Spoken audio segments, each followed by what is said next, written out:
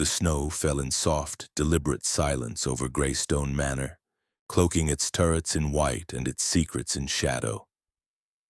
Inside, laughter rose from the grand hall where the wealthy and the titled gathered for Christmas Eve revelry. Yet amid the warmth and champagne, a tension lingered, faint but unmistakable. At the stroke of midnight, a single echoing scream cut through the merriment. Moments later, a guest was found lifeless in the locked study, the scent of pine and gunpowder thick in the air. Chapter 1. The invitation to Greystone Manor snow fell in lazy spirals across the English countryside, settling in soft heaps upon the bare hedgerows and winding lanes that led toward the coast. The year was 1933, and the world seemed to hold its breath between the last echoes of war and the uneasy promise of modernity. Yet for the occupants of Greystone Manor, the coming days would hold more than mere celebration. They would bring tragedy, deception, and the careful tread of Hercule Poirot. Poirot sat opposite his old friend, Captain Arthur Hastings, in the first-class compartment of the afternoon train from London to Devonshire. Outside, the countryside blurred past in muted shades of white and gray, and the rhythmic chug of the engine provided a soothing counterpoint to the detective's quiet musings. Hastings folded the invitation in his hand once more, smoothing the gold-embossed paper as if to reassure himself of its authenticity.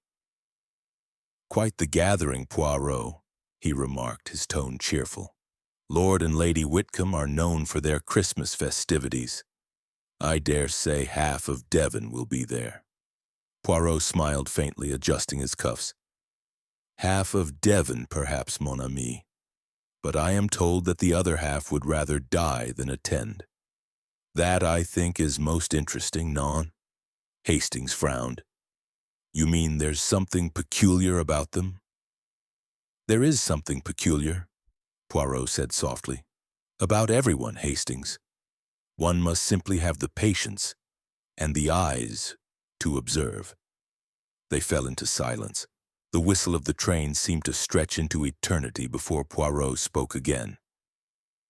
"I am curious, you see, why I was invited at all.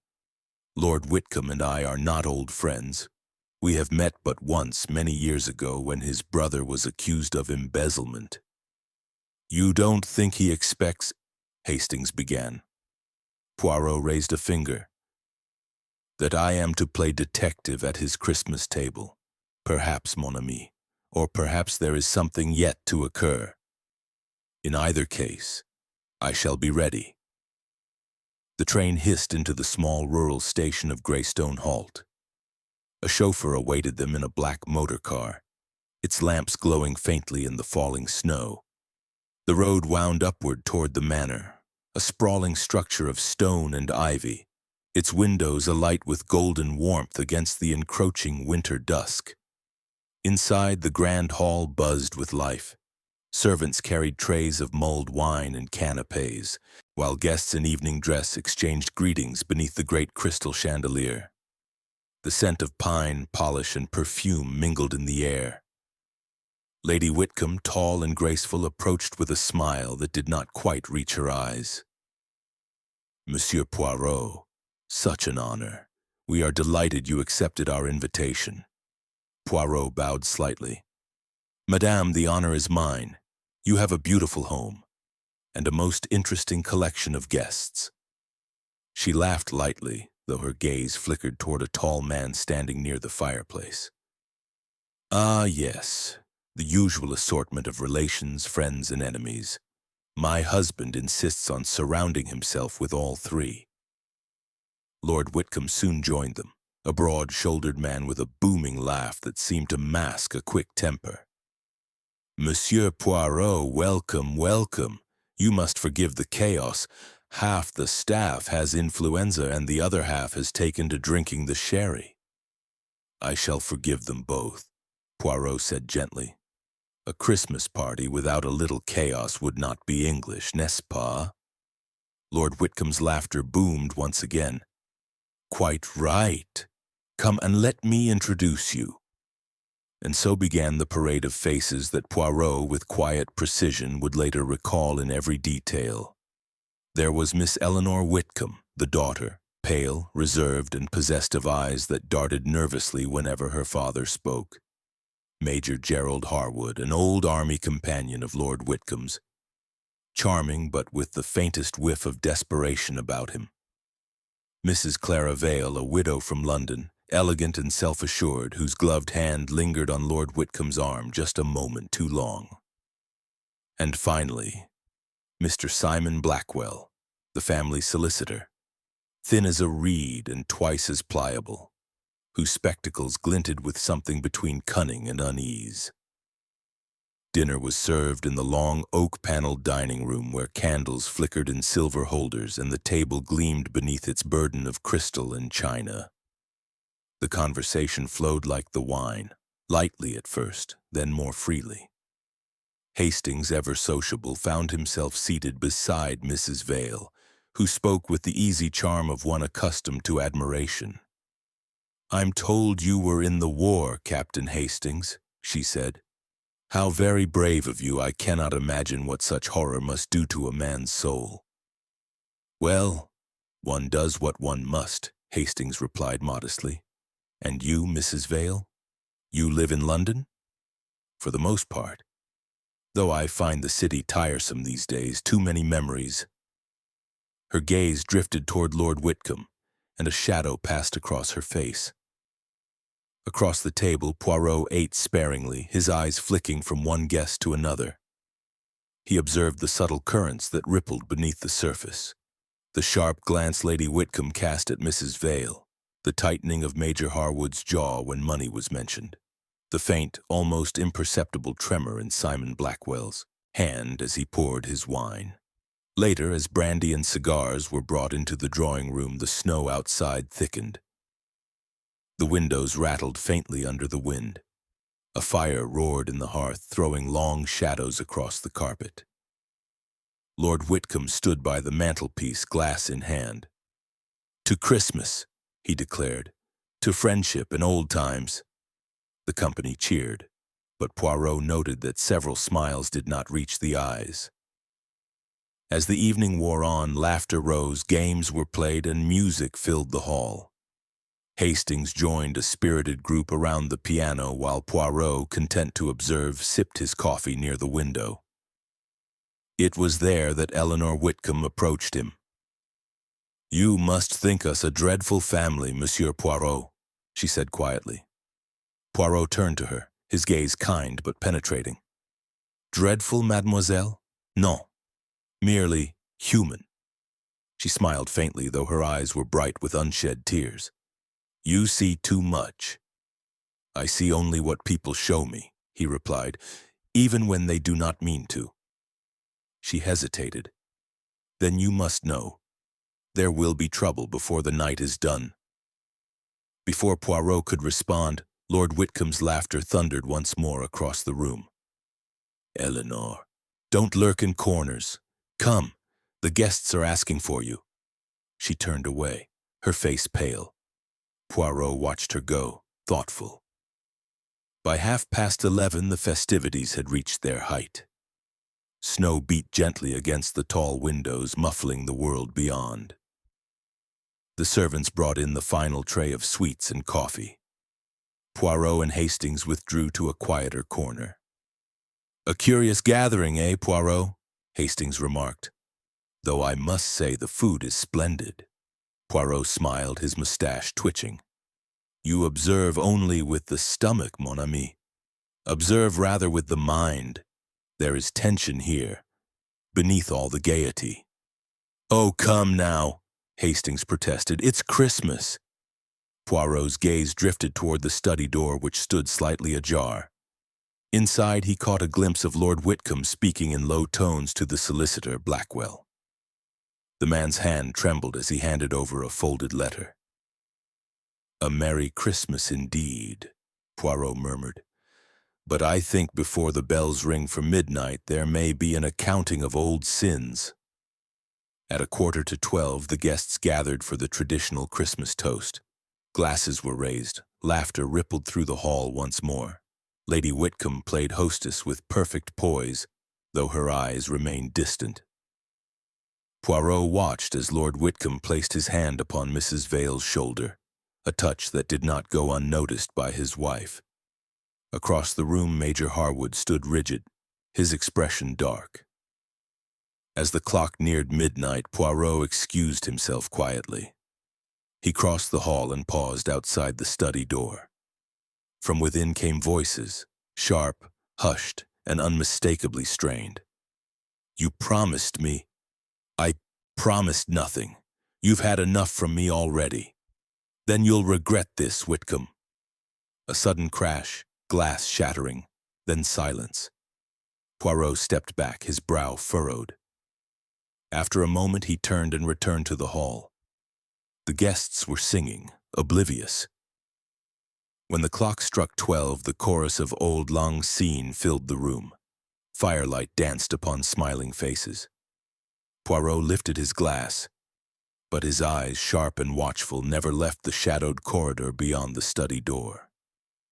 Moments later, a scream cut through the air. It came from Eleanor Whitcomb.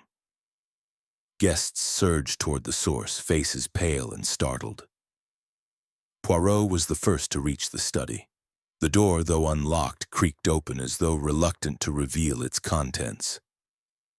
Inside, the fire had burned low. The air smelled faintly of gunpowder and something metallic. On the carpet beneath the mounted stag's head lay the figure of Lord Whitcomb, motionless, his hand still clutching a shattered glass. A single bullet wound marked his chest. Lady Whitcomb stood frozen in the doorway, her face drained of color. Mrs. Vale let out a choked sob. Major Harwood swore under his breath.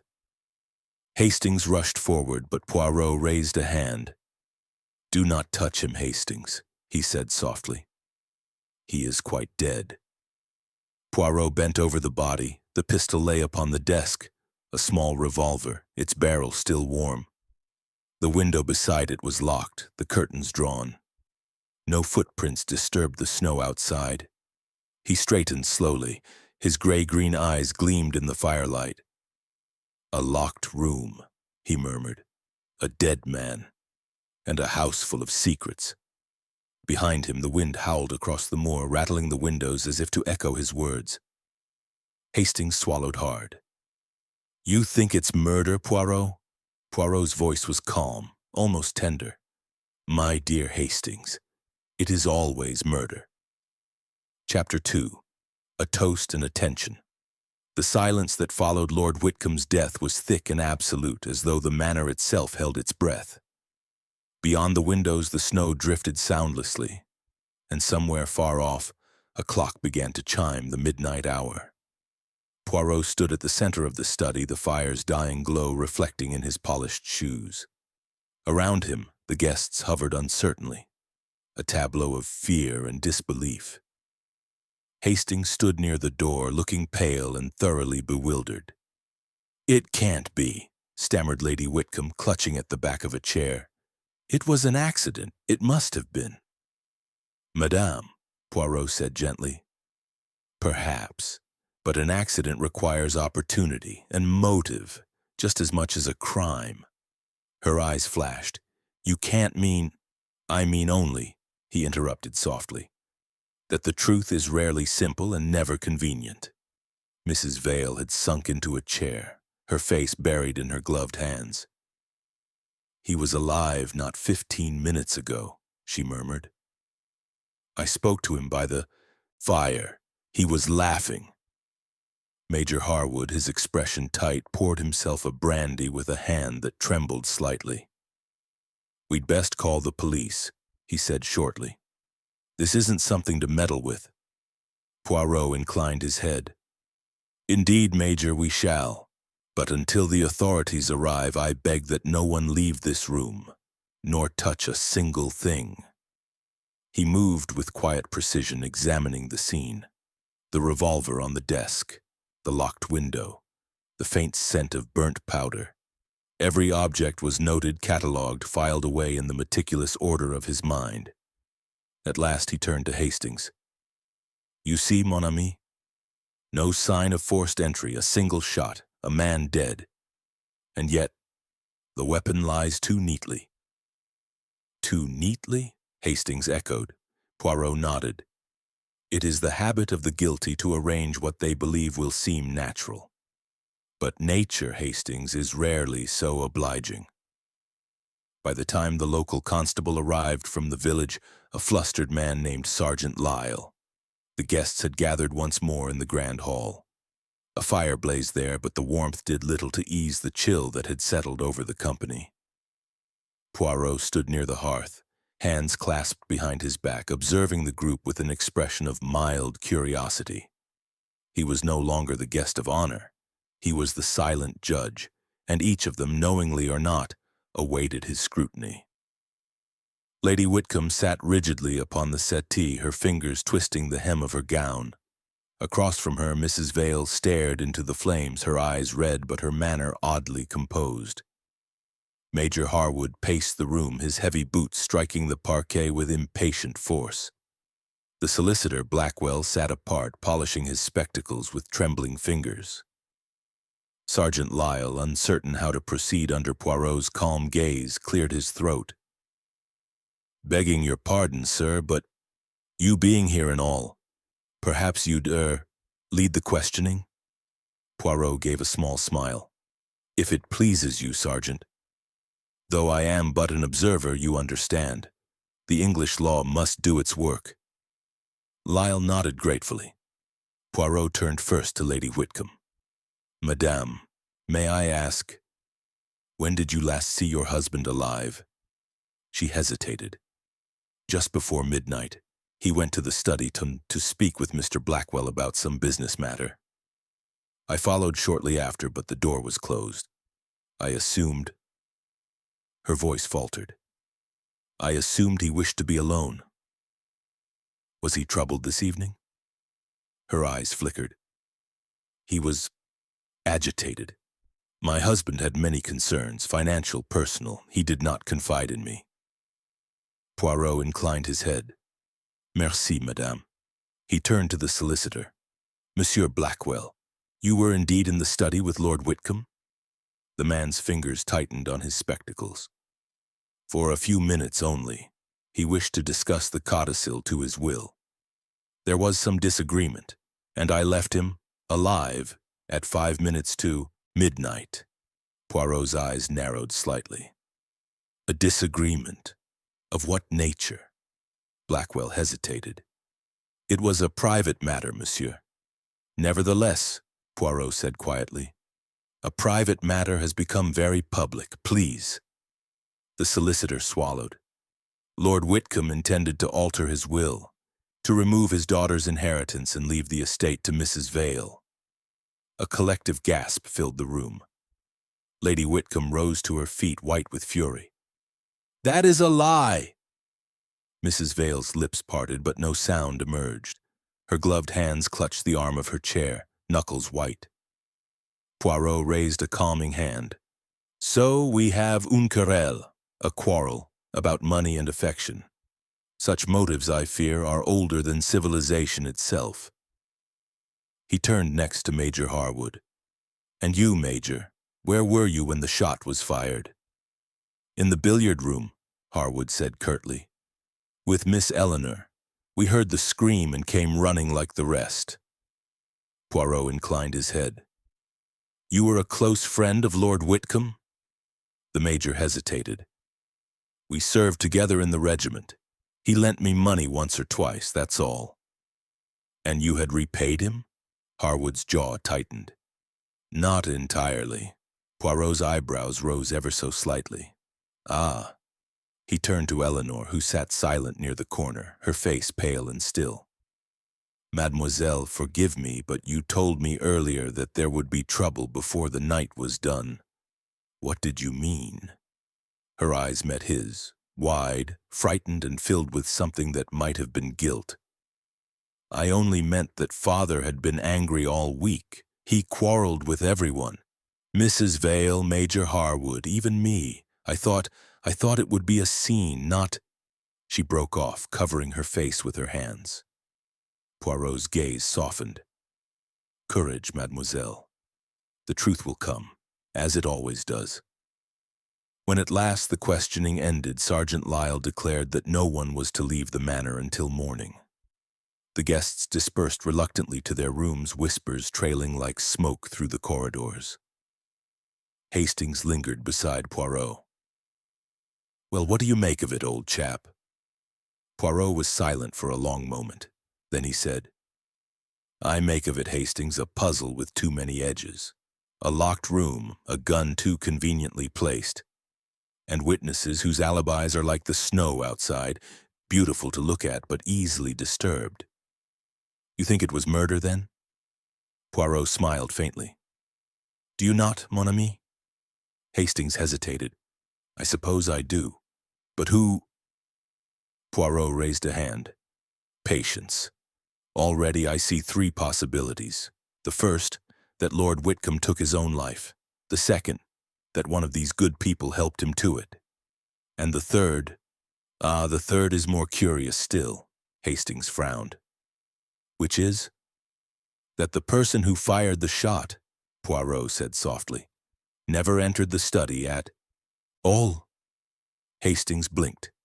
"But that's impossible." Poirot's eyes gleamed. "Impossible, Hastings? No, merely improbable. And yet—" He gestured toward the staircase, where faint candlelight flickered against the upper wall. "It is the improbable always that yields the truth." The wind rose outside, whistling through the eaves. Somewhere a door creaked. Poirot glanced toward the darkened corridor and smiled to himself. That small, knowing smile that Hastings had come to both admire and dread. "The murderer," he murmured, "is already making a mistake." Chapter 3. Death in the snow morning came pale and cold over Greystone Manor. The snow had ceased, leaving the grounds under a soft white shroud that glimmered faintly beneath the pale winter sun. Inside, however, no such peace existed. The corridors echoed with subdued voices, the rustle of servants' footsteps, and the faint clink of breakfast china left untouched. Hercule Poirot, immaculate as ever, descended the grand staircase with measured steps. His mustache was perfectly waxed, his tie precisely aligned. He looked less a guest at a country house than a surgeon arriving to perform an autopsy upon the truth itself. Captain Hastings, already waiting in the drawing-room, rose as Poirot entered. "Good morning, old chap. I hardly slept a wink," he confessed. "The constable's men have been wandering about since dawn. The whole house is in a frightful state." Poirot inclined his head. "Such is the nature of tragedy, Hastings. It descends suddenly, leaving confusion in its wake. But confusion, you see, is the mother of clarity, if one observes with the eyes open." Hastings sighed. "I can't imagine who'd want to kill Lord Whitcomb. He seemed rather decent, loud perhaps, but good-hearted." Poirot's eyes glimmered.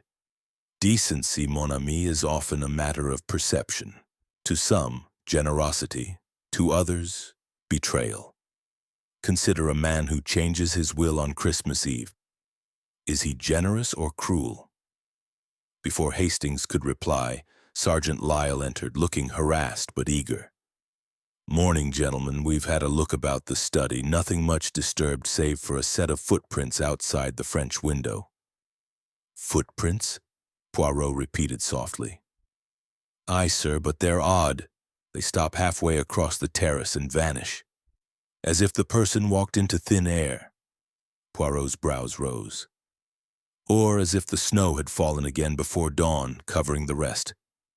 "Show me, if you please." The terrace outside the study was glittering white, untouched save for a narrow trail of prints leading from the doorway. Poirot crouched delicately, examining the impressions with interest. "They are small. Perhaps a woman's shoe, and yet see, the stride is even, deliberate. Not the steps of one in haste or panic." Lyle nodded. "We've checked all the ladies' boots. None match exactly."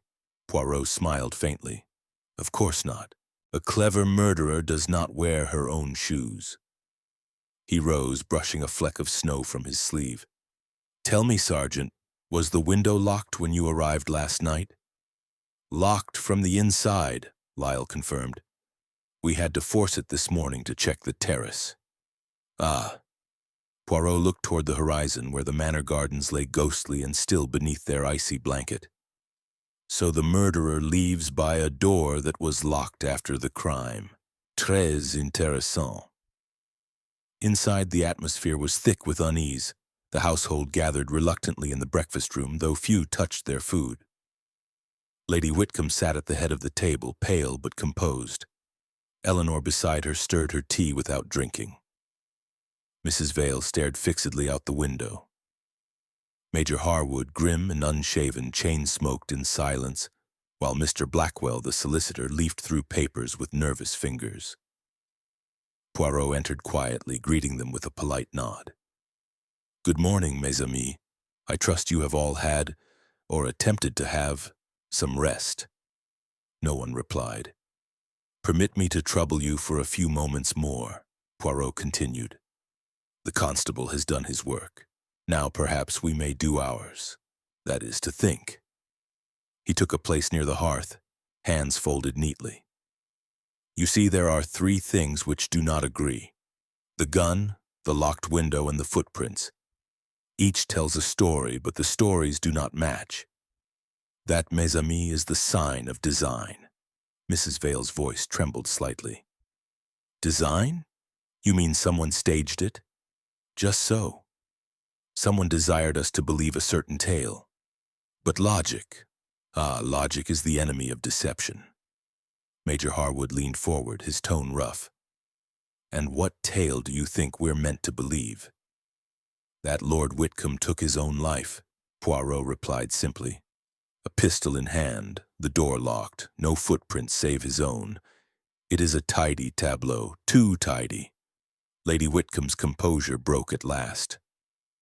"Then you believe he was murdered?" Poirot inclined his head gravely. "I do, madame." Eleanor gasped softly, her spoon clattering against the saucer. "But who would?" "That," Poirot said, "is what we shall discover, and we shall begin, I think, with what is missing." "Missing?" Hastings asked. Poirot gestured toward the window. "You recall, Hastings, last night upon the mantel, a photograph of Lord Whitcomb in uniform?" "Yes, I saw it." "It is gone," Poirot said quietly. A murmur rippled through the room. "Gone?" said Mrs. Vale faintly. "But who would steal such a thing?" "Not steal, perhaps. Remove," Poirot said. "There is a difference. The question is not who would want it, but who could afford to have it seen." He turned to Blackwell. "Monsieur, did you notice this photograph?" The solicitor swallowed. "Yes, it was taken in 1917 during the war. Lord Whitcomb and Major Harwood served a little together in the same regiment." All eyes turned toward the major. He stiffened. "What of it?" Poirot's tone remained gentle. "Only this. When men have shared the dangers of war, they also share secrets. Perhaps even those better left buried under snow." Harwood's hand tightened around his cigarette case. "I've nothing to hide, Poirot." "Ah, perhaps not," Poirot said softly. "But your manner says otherwise. You have the look of one cornered." The major rose abruptly. "I won't sit here to be accused." "No one accuses you," Poirot replied mildly. "But tell me, when you lent Lord Whitcomb your revolver 2 nights ago, did you imagine it would return to you in such fashion?" Harwood froze. "How did you—" Poirot's eyes gleamed. "The gun is of military issue. Its serial number matches those given to your regiment. It was not registered to Lord Whitcomb. You see, Major, even the smallest detail has the vanity to betray its owner." A heavy silence followed. Lady Whitcomb turned pale as linen. "Gerald, you gave him the gun?" Harwood's shoulders slumped. "He asked to borrow it. Said he wanted to frighten a trespasser who'd been seen near the grounds. I swear I thought nothing of it." Poirot regarded him steadily. And yet that trespasser, if he existed, left no trace. Curious, n'est-ce pas? He looked toward the window again where the snow drifted lazily beyond the glass. No trace, except the footprints. But those prints tell us something else, mon ami. Something the murderer did not intend. Hastings leaned closer. And what's that? Poirot smiled faintly. That the footprints were made after the death, not before. A stunned silence filled the room. After? Said Eleanor softly. But how can you be sure? The pattern of the snow, mademoiselle. The upper layer is crisp, undisturbed, last night's frost. Yet the prints press through it into the softer layer beneath. They were made when the snow ceased falling, between 1 and 2 in the morning, when all of you claimed to be in your rooms. His gaze drifted from face to face, Lady Whitcomb's trembling lips, Mrs. Vale's rigid posture, Harwood's averted eyes. One among you, Poirot said softly, returned to the study when the house was still. Perhaps to move the body, perhaps to stage a scene. Lady Whitcomb gave a low cry. Good God, what sort of monster would do such a thing? Poirot's voice was very calm. One who wished us to believe a lie, madam, and lies like footprints in snow are easily covered, but never truly erased. He turned toward the door, his expression unreadable. Sergeant Lyle, have the servants accounted for every guest?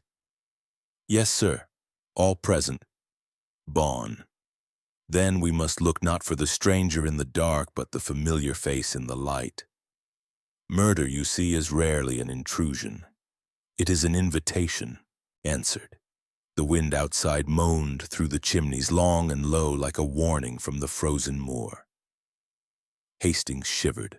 Poirot only smiled faintly and touched his mustache. The game, Hastings, he murmured. Continues. Chapter 4. The Locked Room. The study of Greystone Manor had become a sanctum of whispers and unease. The fire that had once warmed it now lay cold, its ashes gray and uninviting. Curtains hung heavy across the tall windows, and the faint scent of gunpowder still clung to the air, mingled now with the faint perfume of fear. Hercule Poirot stood in the center of the room, his gloved hands clasped neatly behind his back. The constable had cordoned the place off at dawn, but now, with Sergeant Lyle's hesitant permission, the little Belgian had requested a private hour, alone with the evidence and his thoughts. Captain Hastings lingered at the doorway, unwilling to disturb the atmosphere. Looks the same as it did last night, he muttered. Can't see what more there is to find. Poirot's eyes flicked over the room like twin lanterns in the dark. But of course you cannot, Hastings. You look, but you do not see. Look there. The desk, the chair, the rug. Each one tells a story. We must simply learn their language. He moved to the writing desk, examining its surface with fastidious care. Papers lay strewn about, but only one sheet bore any recent mark. A half-written letter. Poirot adjusted his pince-nez and read aloud softly, To my dear Clara. He stopped, his brow furrowing. It is unfinished, and the ink, still faintly moist. He was writing it within minutes of his death. Clara, Hastings said slowly. That would be Mrs. Vale. Just so, said Poirot. A letter begun and never sent. How tragic, and how suspicious. He lifted the page carefully, noting a faint indentation beneath the final word.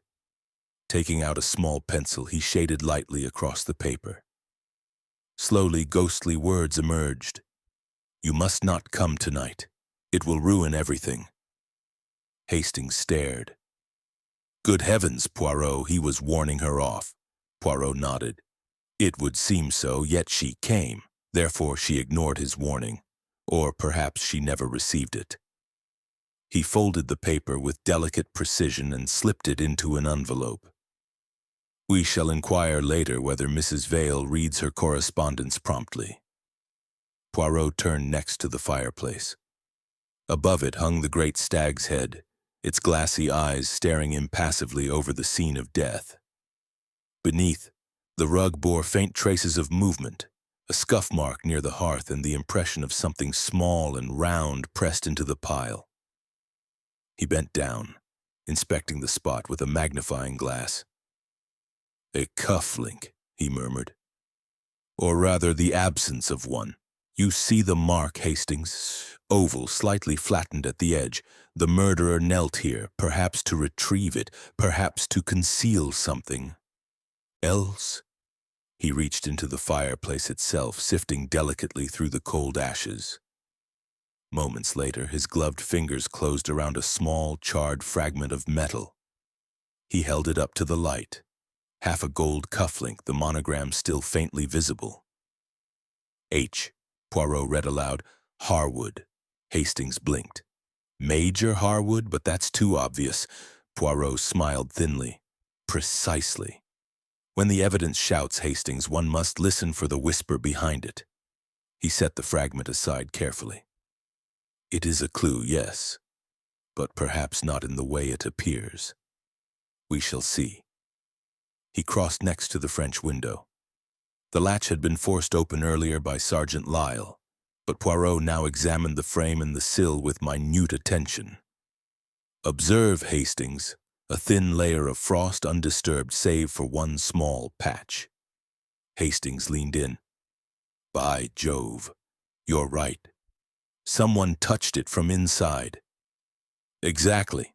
A hand pressed here, not to open the window but to close it. The murderer left by this route and then reached in again using something, perhaps a wire, to slide the latch into place. Thus the illusion of a locked room was created." Hastings frowned. "But then what about the footprints? They led away from the terrace." Poirot nodded. "Ah, but remember, those prints were made after the murder. Our culprit returned to complete the deception. A clever arrangement, and yet even cleverness leaves fingerprints upon logic." He stepped back, surveying the room as a general might survey a battlefield. "It is a beautiful design, mon ami, almost artistic. But art, when overdone, betrays itself." A knock sounded at the door. Sergeant Lyle entered, cap in hand.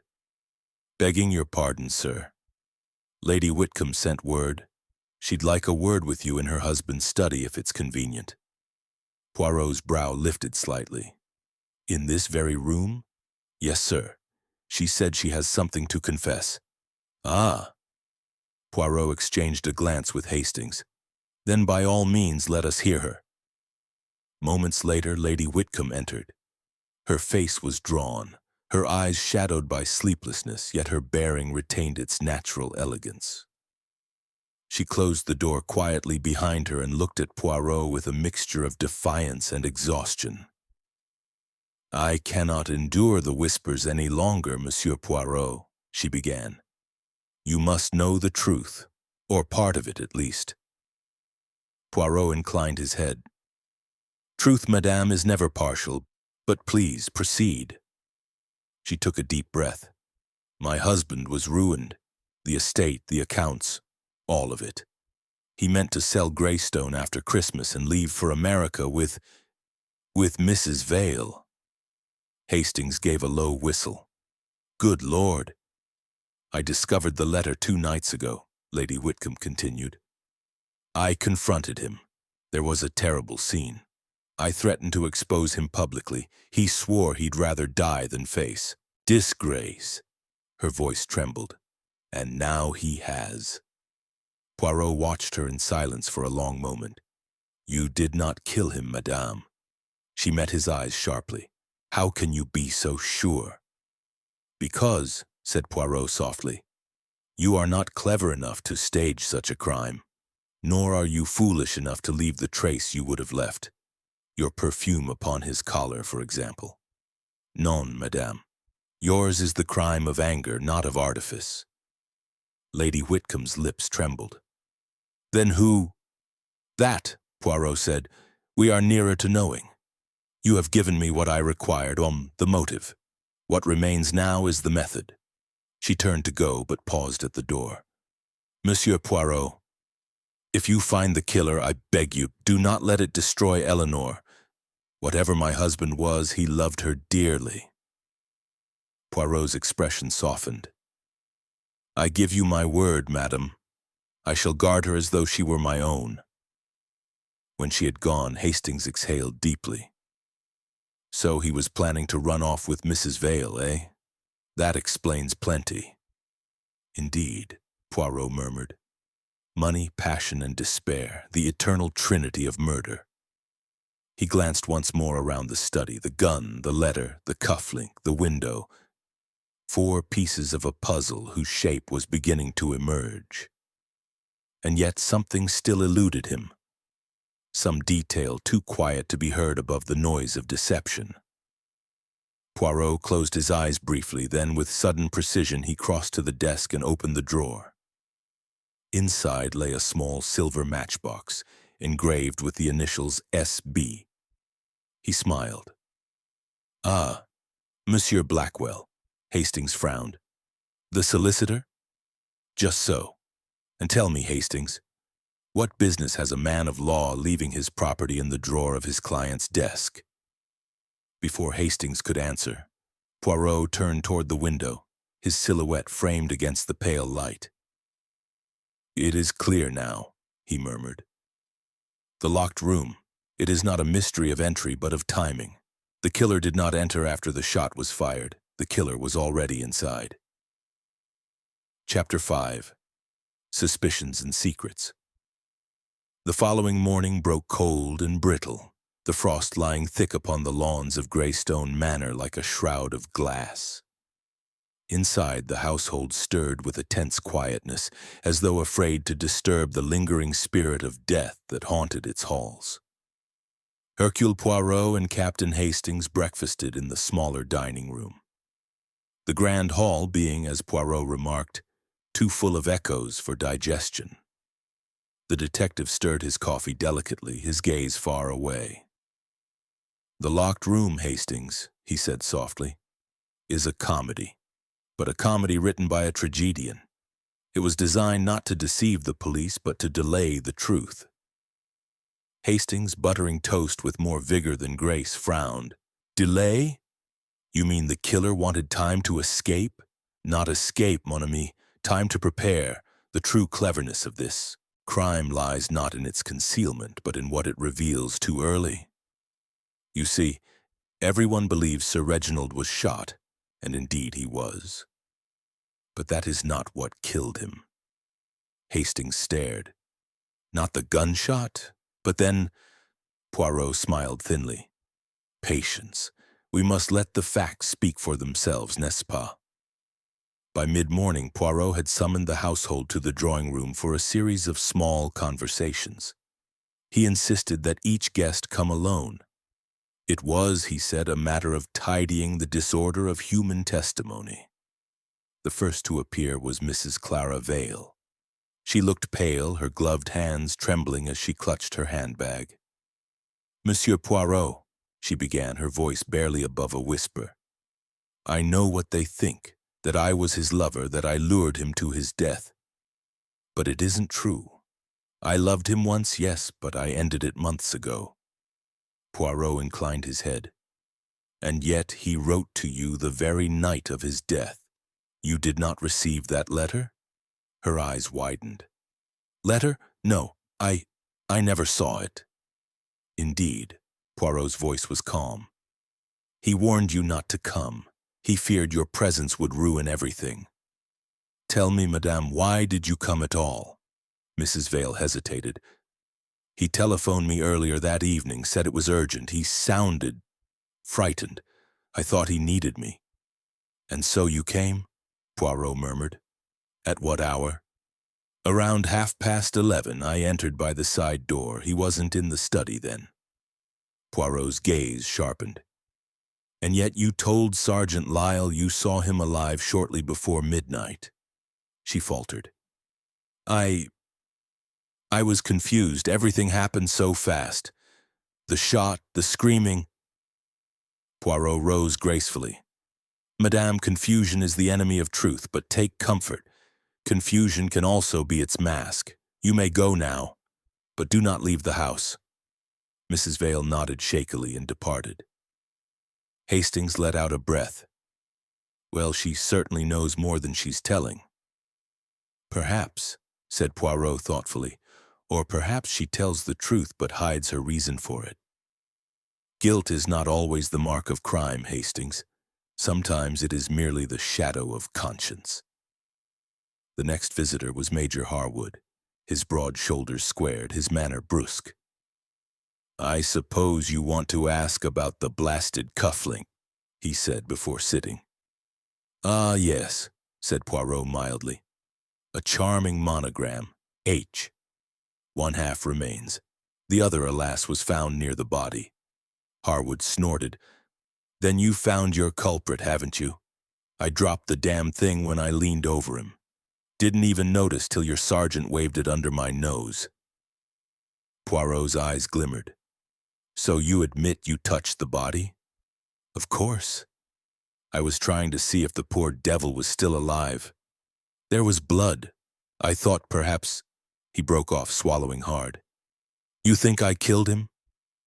I think, said Poirot softly, that you have the temper of a soldier and the conscience of a gentleman. They often quarrel, do they not? Harwood's jaw tightened. He owed me money, that's true, but murder over debt?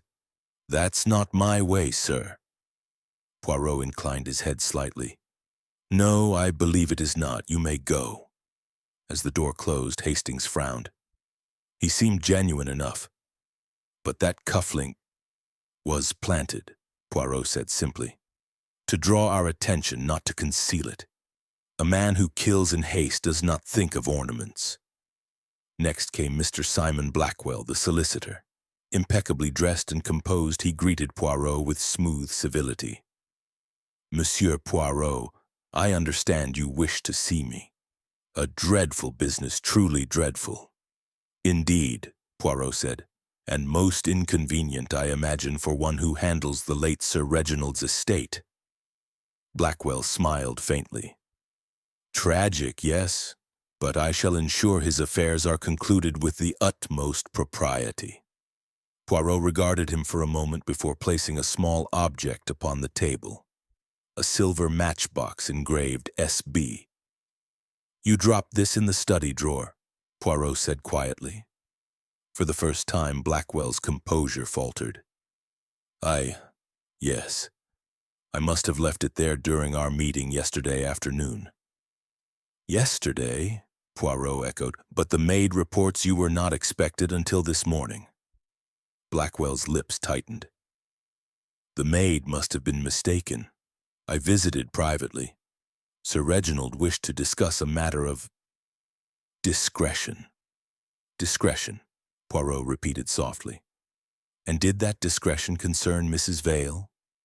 The solicitor hesitated. Perhaps. Sir Reginald was considering certain financial arrangements. Poirot smiled faintly. Indeed, financial arrangements are often the prelude to moral ones. Merci, Monsieur Blackwell. That will be all. As he departed, Hastings muttered, That one's as slippery as an eel. Poirot nodded. Yes, but even eels leave a trail in the mud. By the time the interviews concluded, dusk had fallen once more. Poirot and Hastings sat once again by the fire, the faint crackle of flames punctuating the detective's silence. Well, said Hastings at last, we have a letter that wasn't sent, a cufflink that wasn't lost, and a solicitor who wasn't expected. All we're missing is a clue that isn't a lie. Poirot chuckled softly. Ah, mon ami, but lies are the truest clues of all. They tell us not what happened, but what the liar wishes had happened. You see, everyone here hides something, but only one hides the reason for murder. He rose and began pacing slowly. Consider, Lady Whitcomb spoke of ruin, Mrs. Vale of fear, Major Harwood of debt, and Monsieur Blackwell of discretion. Each has a motive, yes, but only one possesses opportunity. "And which is that?" Hastings asked. Poirot stopped, turning toward the window where the moonlight gleamed faintly on the frost. "The one who knew," he said softly, "that Sir Reginald did not die from a gunshot wound." Hastings blinked. But how could anyone know that, unless they were the killer? "Just so," Poirot murmured, his eyes narrowing. "And tomorrow, my friend, we shall prove it. For tonight the shadows hold their secrets, but tomorrow they will speak." Chapter 6. The Case of the Missing Letter. The next morning dawned dim and ashen, the December fog pressing against the windows of Greystone Manor like a living thing. Even the clock seemed to tick more softly, as though time itself hesitated to move forward in such a house.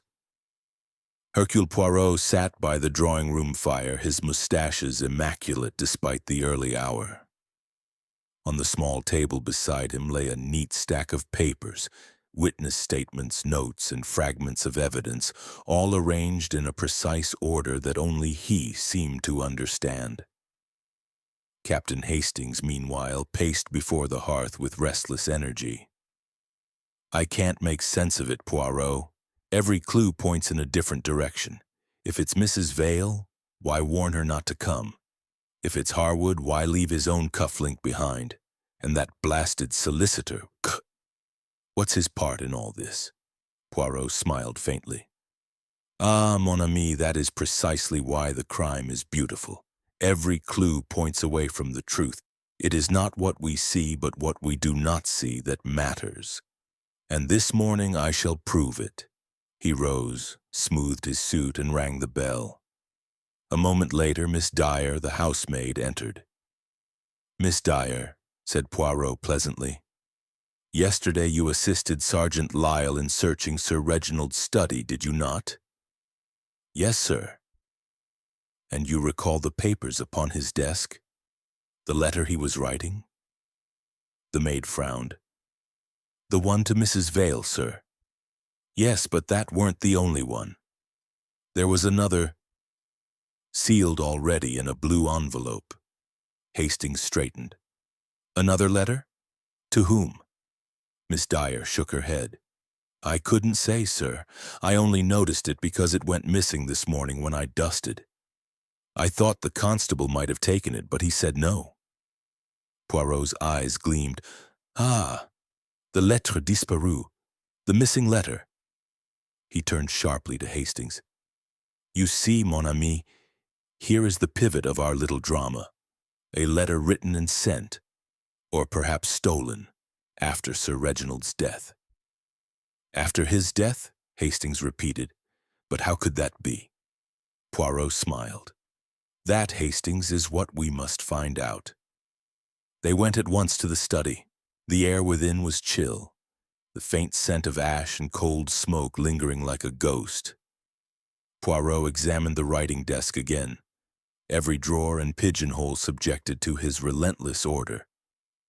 At last, in the bottom drawer, beneath a layer of household bills, he found a small torn fragment of blue paper, the corner of an envelope. The handwriting was unmistakable. "Sir Reginald's," he read, the faint remnant aloud. "Be in your hands by midnight. I trust you will do what must be done." Poirot's brows lifted. So, he entrusted something of importance to another, perhaps even the murderer. But what was it that must be done, huh? Hastings frowned. Could it have been the same letter the maid saw? Maybe someone stole it after he died. Poirot nodded slowly. Yes, and who would know where to find it? Someone who had been here before. Someone who had seen it upon his desk. He tapped his finger against his chin. Monsieur Blackwell, perhaps, or even Lady Whitcomb. She had reason to ensure certain papers vanished. Poirot's eyes twinkled suddenly. Come, Hastings. Let us pay a visit to our hostess. They found Lady Whitcomb in the morning room, seated beside the window. She looked drawn and pale, yet she met Poirot's gaze with quiet strength. Madam, said Poirot, bowing slightly. "I must trouble you again. We seek a letter, a blue envelope sealed. It was upon your husband's desk last night and has since vanished." Her expression changed at once. "A letter?" "Yes, I know of it." "You do?" She nodded. "My husband gave it to me before dinner. He said if anything happened to him that night, I was to give it directly to Mr. Blackwell. But after the tragedy, I found it gone." "Gone?" Poirot repeated softly. "Yes. I kept it in my dressing table drawer. When the police began their questions, I meant to bring it down. But it was no longer there." Poirot's voice was gentle. "You told no one about it?" "Only my maid. She helped me dress for dinner." "Your maid?" Poirot repeated thoughtfully. "Ah, and where might she be now?" "She left early this morning. Said she'd been called away to care for her mother." "Poor girl." Poirot's eyes narrowed slightly. "Poor girl indeed." He turned to Hastings as they left. "You see, mon ami, the circle tightens. Someone within this house, perhaps the maid, perhaps another, feared what was written in that letter. They risked much to remove it." Later that afternoon, Poirot requested all the guests assemble once more in the drawing room. The storm outside had grown heavier. Sleet struck the windows like impatient fingers. The fire crackled fitfully as the household gathered. Tense, pale, silent. Poirot stood before them, his hands clasped neatly behind his back. "Mesdames et messieurs," he began, "we stand now at a most delicate juncture. The murder of Sir Reginald Whitcomb was not the act of passion it appeared to be. It was an act of preparation, one carefully timed, precisely executed, and almost perfect." He turned his gaze upon them one by one. "Last night a letter vanished, a letter that contained instructions.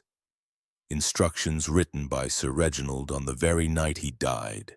That letter was meant for his solicitor, Monsieur Blackwell." Blackwell stiffened. "For me? I never received such a thing." "No," said Poirot calmly, "because it never reached you. It was intercepted." Lady Whitcomb gasped. "By whom?" Poirot smiled faintly. "Ah, that is what we must determine, but consider this. Sir Reginald trusted no one. Yet he wrote that something must be done by midnight. What could that mean? A transfer of money? A confession? A testament?" He paused dramatically. "No, mes amis. It was none of those. Sir Reginald had discovered a betrayal, and the letter named the betrayer." A murmur ran through the room. Poirot raised a hand. "This morning," he continued, "I examined the ink upon the unfinished letter to Mrs. Vale. It was fresh, but upon the blotter I found another impression, a letter written in the same hand but different words." He drew a folded paper from his pocket. "It said, 'The poison is ready. Ensure she does not drink the wine.'" Gasps filled the room. Lady Whitcomb clutched her throat. "Poison?" she whispered. Then Poirot nodded. "Yes, madame. Sir Reginald did not die of a gunshot. He was poisoned before the shot was fired. The gun was but a masquerade, a flourish to mislead the eye. The letter proves he feared for another. Perhaps even for you." He let the silence linger, every eye upon him. "The missing letter," Poirot concluded softly, "was the key to silence him, and whoever stole it knew that it would reveal their crime." Hastings spoke quietly. "Then the killer is the one who took the letter." Poirot inclined his head. "Exactly. And now, my friend, we must find where it lies hidden. For within that paper rests not only the truth, but the murderer's name." He turned back to the assembled faces, pale, nervous, watchful. "Until then," Poirot said gently, "I ask that no one leaves Greystone Manor."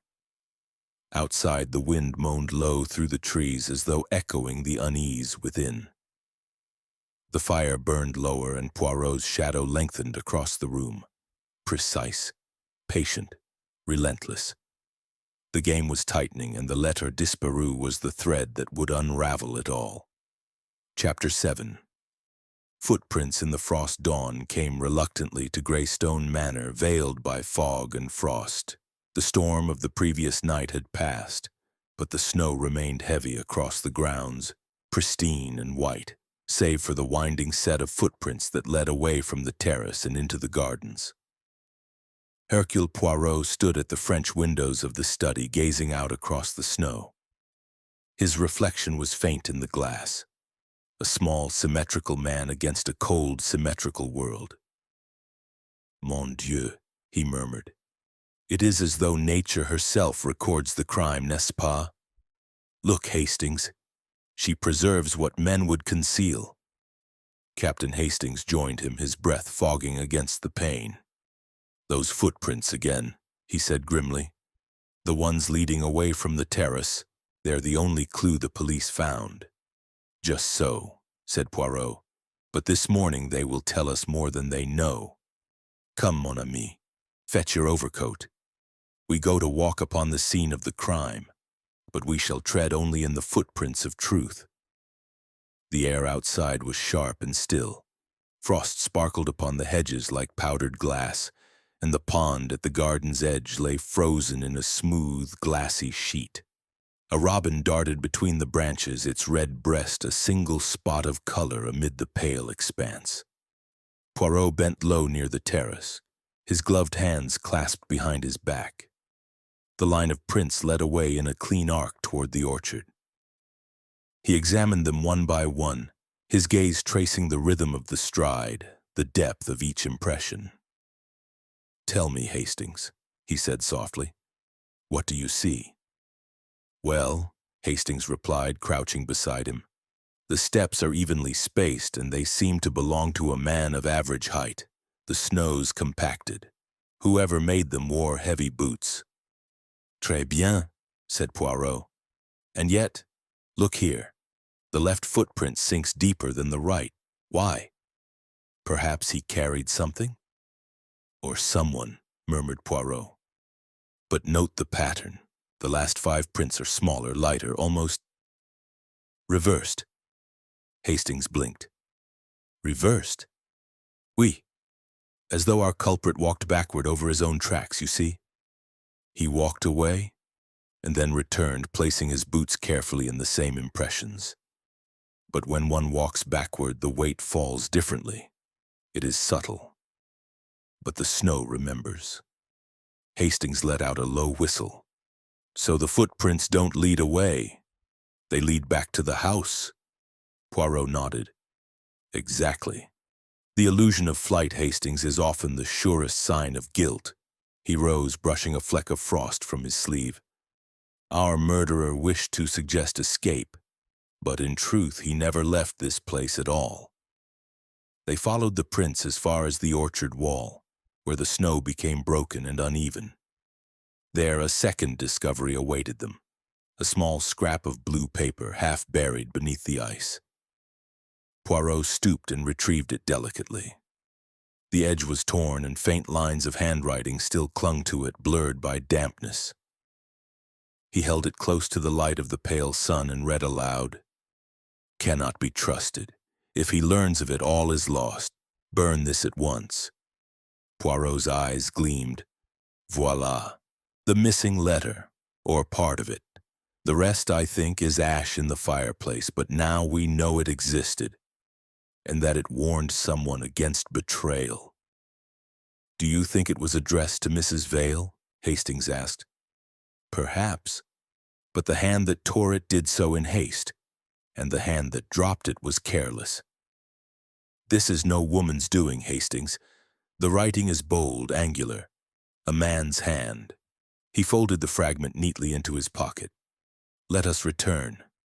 There is much to consider, and I have a little experiment to conduct in the study. By late afternoon, the household had gathered once more by the fire. The tension in the air was palpable, the guests moving with the stiff politeness of people who no longer trusted one another. Lady Whitcomb sat pale and motionless, her gloved hands twisting in her lap. Major Harwood stood near the hearth, staring into the flames as though daring them to accuse him. Mrs. Vale sat apart, her eyes downcast. Mr. Blackwell, the solicitor, was last to enter. His demeanor was calm, too calm, Poirot thought. "Mes amis," Poirot began, "a small discovery was made this morning in the garden, a fragment of the missing letter. It confirms that Sir Reginald knew he was betrayed and that he feared exposure." Blackwell's voice was smooth. "And you believe this fragment proves something?" Poirot smiled faintly. "Indeed I do, monsieur. It proves the letter was destroyed after his death, and not before. You see, the edges of the paper are burned unevenly as if torn from a fire already dying. Someone in their haste failed to destroy it entirely." He turned toward Harwood. "Major, you have strong hands, yet the tear was ragged, uneven, not the work of a soldier. And Mrs. Vale, you would not risk your gloves to wet ash. No, the hand was accustomed to paper and pen, the hand of a man of law." Blackwell's composure faltered for the first time. "You dare accuse me?" "Not yet," said Poirot gently, "but I dare to observe. And I observe that yesterday morning you claimed to have visited Sir Reginald privately, though no one saw you arrive. You claimed it was for a matter of discretion. Was that discretion financial, monsieur? Or fatal?" Blackwell's jaw tightened. "You've no proof of anything." "Ah, but I shall have proof, monsieur," Poirot said softly. "For I have requested from London a telegram regarding a certain account held in your name, an account to which Sir Reginald transferred £5,000 last week." A stunned silence followed. Poirot continued. "He paid you, did he not, to conceal a crime, or perhaps to reveal one?" Blackwell said nothing. Poirot stepped closer, his voice quiet but cutting. "The letter warned someone, perhaps Sir Reginald himself, that he was being betrayed. You feared he would expose you. So you poisoned him and then staged the scene to suggest suicide or passion. You fired the gun after he was already dead, and you walked backward in the snow to make it seem you fled." Hastings blinked.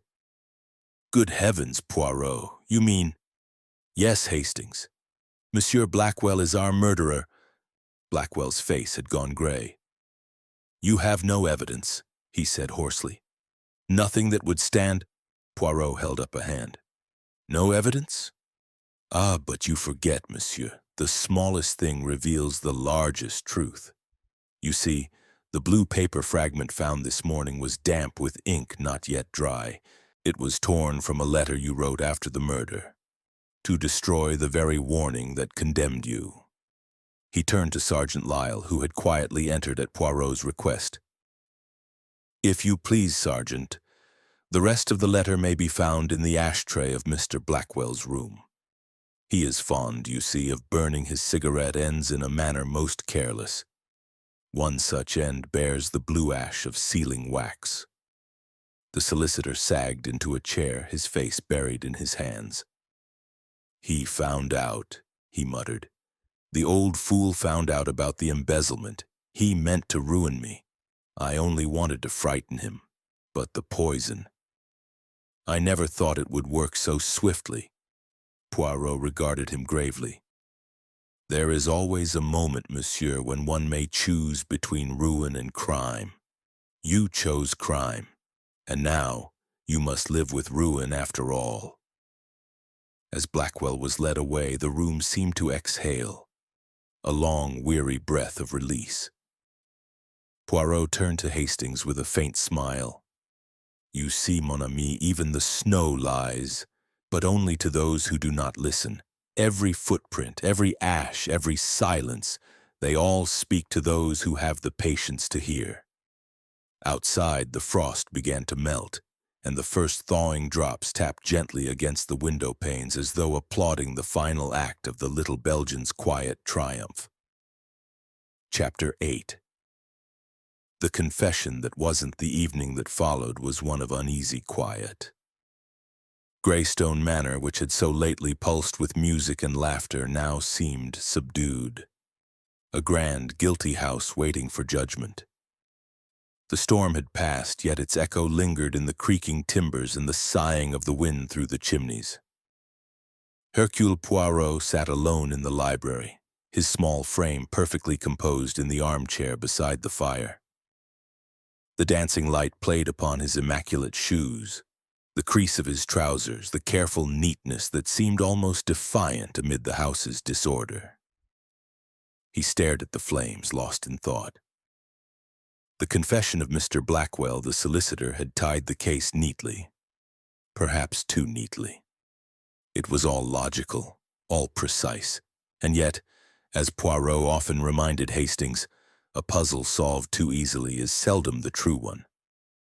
The door opened quietly and Captain Hastings stepped in, holding 2 cups of coffee. "You look troubled, old man. I'd have thought you'd be pleased. You've unmasked the scoundrel after all." Poirot accepted the cup with a small nod. "Merci, mon ami. And yet, I am not pleased.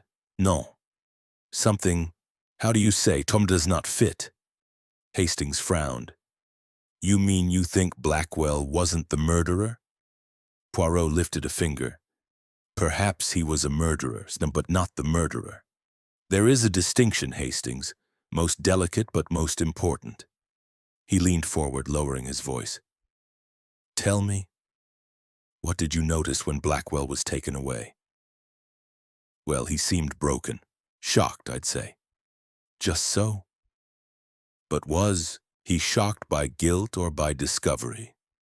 Observe, he confessed readily, almost too readily.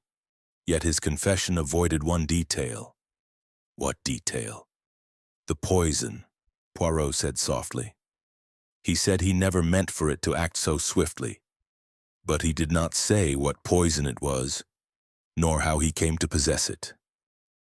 Mon Dieu, Hastings. A lawyer who cannot name his own instrument of murder, that is suspicious. Hastings' eyes widened. "You think someone else gave it to him? Or placed it where he would use it?" said Poirot. Yes. I begin to see the pattern, the crime. It is like a painting, mon ami. You step too close and you see only brushstrokes. But from afar, the design reveals itself." He rose abruptly, buttoned his coat, and reached for his hat. "Come. There is one person in this house who has not spoken truthfully. We must pay her a visit." They found Mrs. Vale in her room, seated at the dressing table. Her reflection in the mirror looked pale and strained, her dark hair pulled back too tightly, her eyes rimmed with sleeplessness. She started when she saw Poirot in the doorway. "Monsieur Poirot, must we speak again? I have told the police everything I know." Poirot stepped inside, bowing slightly. "And yet, madam, you have told them everything except the truth. That, I think, remains with you." She rose, her hands trembling. "You are cruel, monsieur. What do you want from me?" "Only understanding," Poirot said gently. "You see, Blackwell's confession. It is like a badly tied knot. It holds, yes, but only because it is pulled tight by fear. If one loosens it just a little, poof, the truth escapes." Her eyes flickered toward the window. "What do you mean?" Poirot took a slow step closer. "Madam, you were once Sir Reginald's secretary, were you not? Before your marriage to Mr. Vale?" "Yes," she said cautiously. "And it was you who managed his correspondence, including the letters regarding a certain investment in South America?" She stiffened. "How did you—" "Because, madame," Poirot interrupted softly, "the torn letter found in the snow. It was written on your personal stationery. The same monogram, the same shade of blue. But the handwriting, that was a man's. A man you protected." Mrs. Vale turned away, clutching the back of the chair. "You can prove nothing."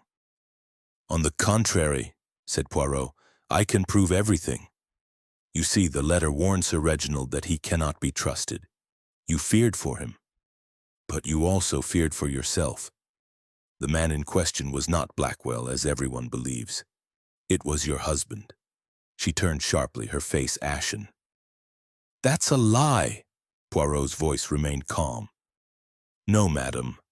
Mr. Vale had been dismissed from Sir Reginald's company 3 years ago for irregularities in the accounts.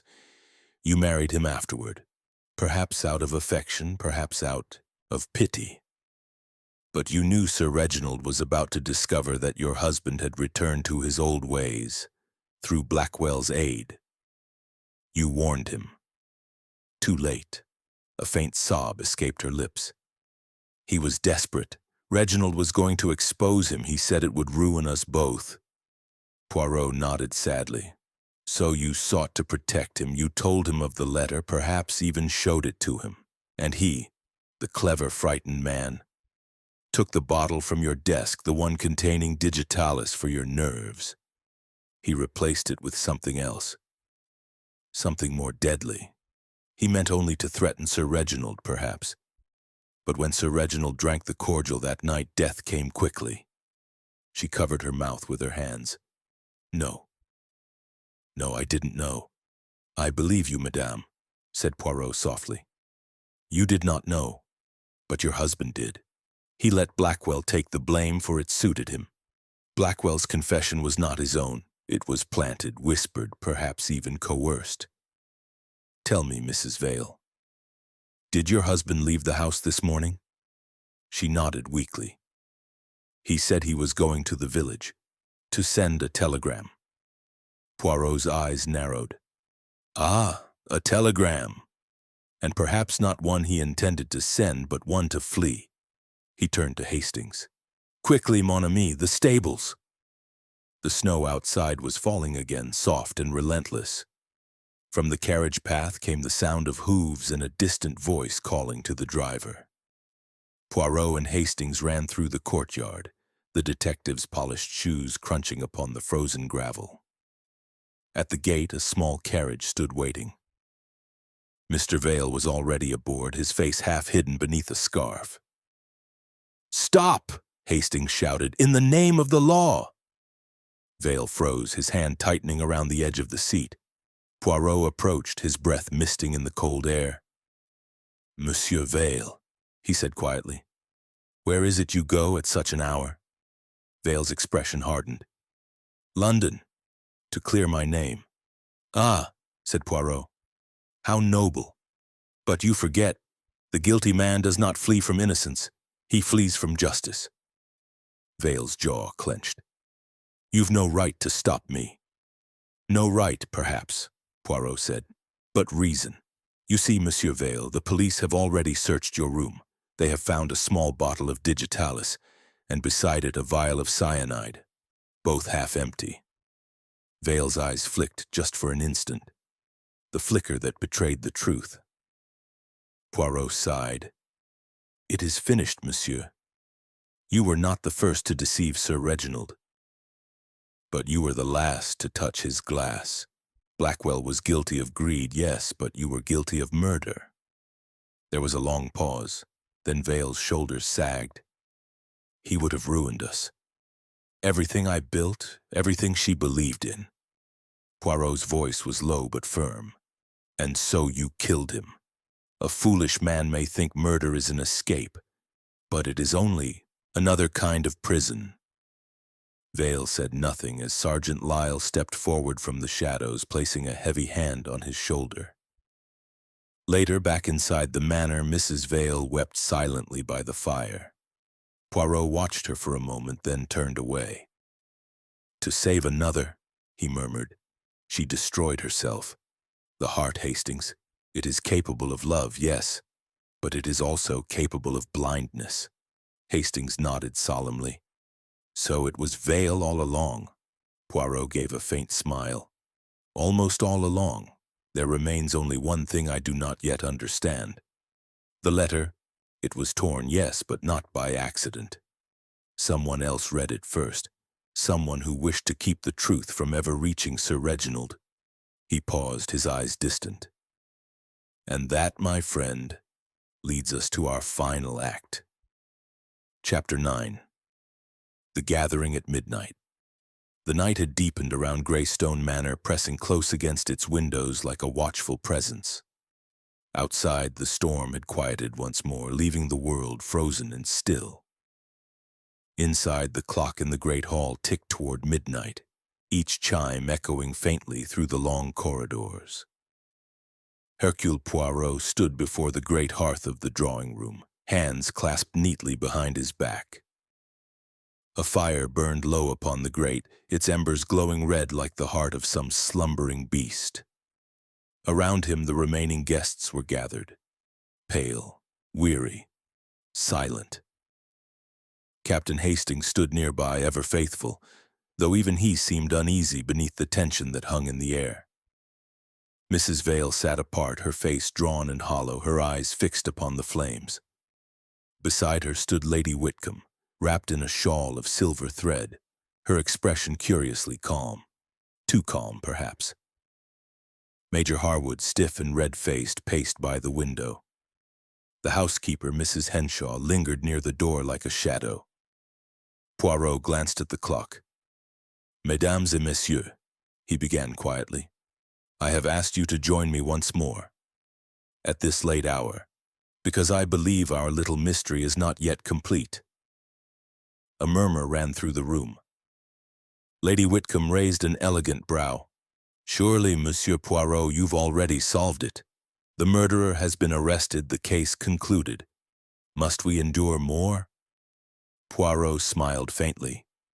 "Endure, madame? No, you misunderstand. We do not endure the truth, we invite it, and tonight it has accepted." He stepped toward the center of the room.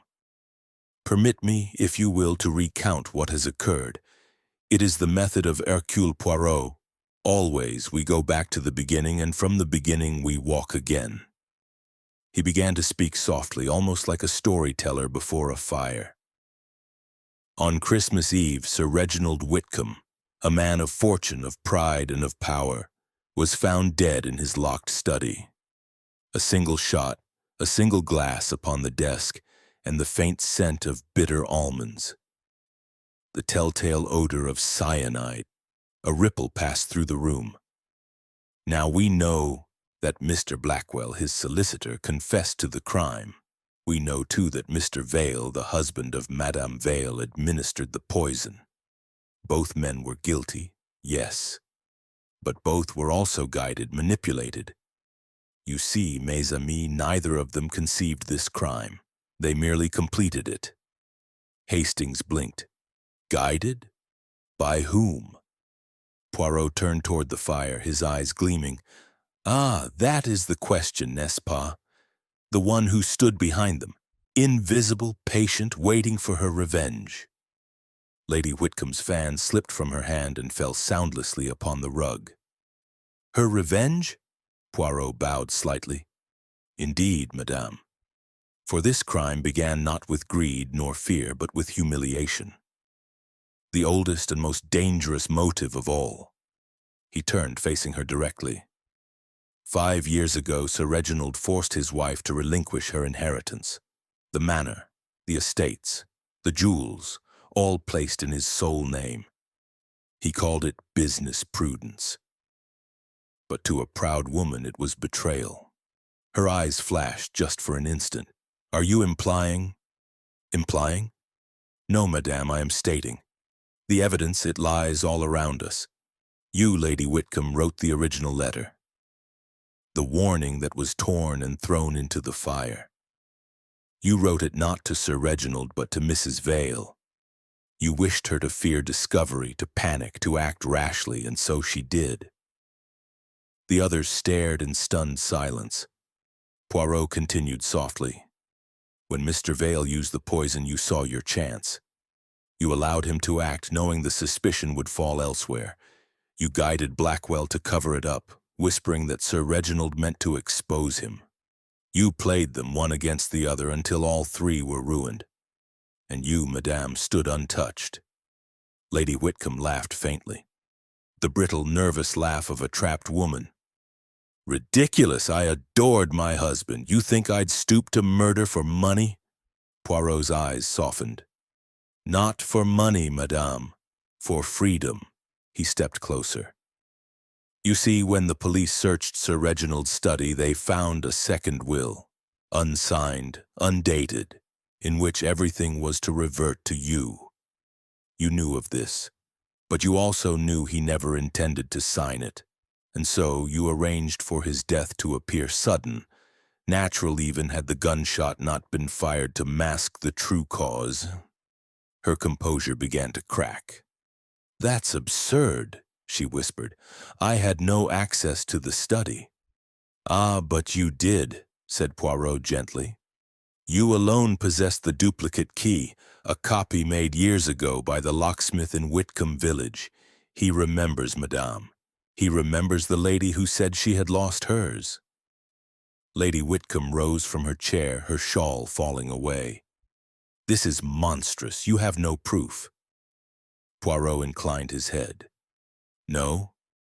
Then perhaps you will explain why your gloves, the fine silver ones you wore on Christmas Eve, bear the faintest scent of almonds.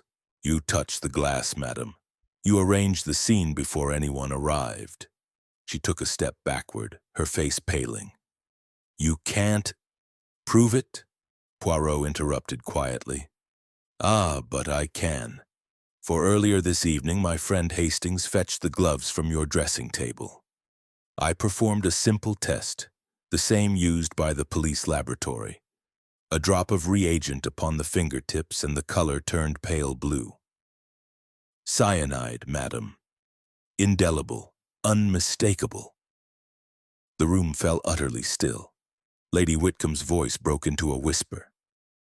He took everything from me, she said. Everything. My name, my fortune, my dignity. Do you know what it is to be laughed at in your own home? To be told you are a guest in the house that once was yours? Poirot's voice was soft but firm. So you took back the house. But at what cost, madam? Her shoulders sagged. He destroyed me long before I killed him. There was silence then. Long, heavy silence, broken only by the faint ticking of the clock. At last, Poirot said quietly, "The police will come for you, madam. I will ask that they show mercy, for yours was a crime of despair, not malice. But justice, she must walk her path." Lady Whitcomb gave a strange, trembling smile. Justice, or balance, perhaps. He would approve of that. Then, without another word, she turned and walked toward the great window. The snow beyond glittered like a sea of diamonds. "Do not do something foolish, madame," Poirot warned sharply. But she only looked back once, her voice almost a whisper. "I am already a ghost in this house, Monsieur Poirot. Let it keep me." And before Hastings could move, she stepped through the half-open door and vanished into the night.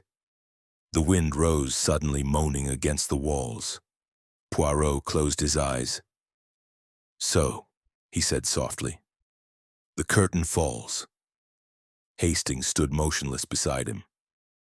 "Good Lord, Poirot, I almost pity her." "As do I," murmured Poirot. "But pity, my friend, does not erase truth. It only softens it." He looked into the fire, the last ember glowing faintly before fading into ash. "The case is ended, Hastings, but remember this, in every crime there are not one but many victims. The dead, yes, but also the living who loved them." Chapter 10. Murder Beneath the Mistletoe. Morning broke over Greystone Manor with a light both cold and merciful. The snow had ceased at last, and in the pale dawn the estate lay wrapped in its winter shroud, silent, still, and faintly sorrowful. The Christmas wreath upon the great oak door hung askew, its crimson ribbon fluttering weakly in the wind. Inside, the remnants of the holiday feast stood untouched. Half-burned candles guttered in their holders, the scent of pine and wax mingling faintly with that ghostly trace of almonds that lingered, the breath of death refusing to fade. Hercule Poirot sat alone in the morning room, his small figure immaculate as ever despite the long night. A cup of chocolate steamed beside him, his hands rested lightly upon his knees. Across from him, Captain Hastings paced restlessly, his brow furrowed. "So it's all over then," Hastings said at last. "Lady Whitcomb vanished into the snow. The police searched the grounds at dawn, but there wasn't a sign." Poirot inclined his head slowly. "Ah, but there was a sign, Hastings, a single one. Beneath the great oak near the frozen pond, the sprig of mistletoe she wore upon her gown. It had fallen there, and beside it 2 small impressions in the snow. She knelt, I think, not in despair, but in peace. Then the storm came again and covered her tracks. Nature, mon ami, has a way of granting her own absolution." Hastings sighed heavily. "Poor woman, you were right. It was despair that drove her. Still, to think it all began over pride and property." Poirot looked up sharply. "Non, Hastings, it began over love, twisted, wounded love, but love nonetheless. Lady Whitcomb loved her husband once deeply. It was that love which soured into hate. And when love becomes hate, mon ami, it is the most dangerous poison of all." The door opened quietly, and Mrs. Vale entered, pale but composed. "Monsieur Poirot," she said softly, "the constable asked if you would like some breakfast sent up." "Merci, madame," Poirot replied, rising courteously. "But no. The little gray cells are quite nourished for now." She managed a faint smile. "I wanted to thank you. You've spared my husband the gallows and me, well, perhaps something worse." Poirot's expression softened. "You must be strong, madame. Your husband will face justice, yes, but he lives, and that at least is a mercy. Learn from what has been, and you may yet build again." Her eyes filled. "Do you think anyone ever truly recovers from such things?" He bowed his head slightly. "Ah, recovery? No. One does not recover, one endures. But endurance, madame, is sometimes the quietest form of courage." She left then quietly as she had come, the echo of her steps fading into the corridor. Poirot turned to Hastings. "You see, Hastings, each of them, Blackwell, Vale, Lady Whitcomb, played their part in this tragedy. Each believed themselves the center of it, and yet none saw the larger design. It is, as I have always said, the truth. She is like a tapestry. Pull one thread and the whole unravels." Hastings chuckled weakly. "You and your tapestries, old chap. I still can't believe how neatly it all fit together." Poirot allowed himself a small smile. "Neatly, yes. But justice is seldom neat. Even now there are corners frayed. We shall never know, perhaps, whether Lady Whitcomb meant to kill or merely to frighten. But what is certain, mon ami, is that she chose her weapon, pride, and it destroyed them all." He glanced toward the window where snowflakes drifted softly against the glass. "Do you recall, Hastings, the mistletoe that hung above the hearth? The symbol of peace, of forgiveness? Beneath it, Sir Reginald was found dead. Ah, how ironic that such a symbol should become an altar of vengeance." Hastings followed his gaze. "You've a poet's way of seeing things, Poirot." "Non, non," Poirot protested mildly. "I have only the eyes to see what is there. It is you, Hastings, who give the romance. Together we make the truth palatable." Hastings grinned despite himself. "Perhaps so, though I'll say this much. I'm rather glad Christmas comes only once a year." Poirot chuckled softly. "Ah, but for me every season is Christmas, for the gifts, they never cease. A new crime here, a new riddle there. Always the wrapping is different, but inside the same human heart." By midday the police had finished their work. The manor was quiet again. Guests departed in silence, their carriages crunching over the frozen drive. A heavy hush fell upon Greystone as though the house itself wished to forget.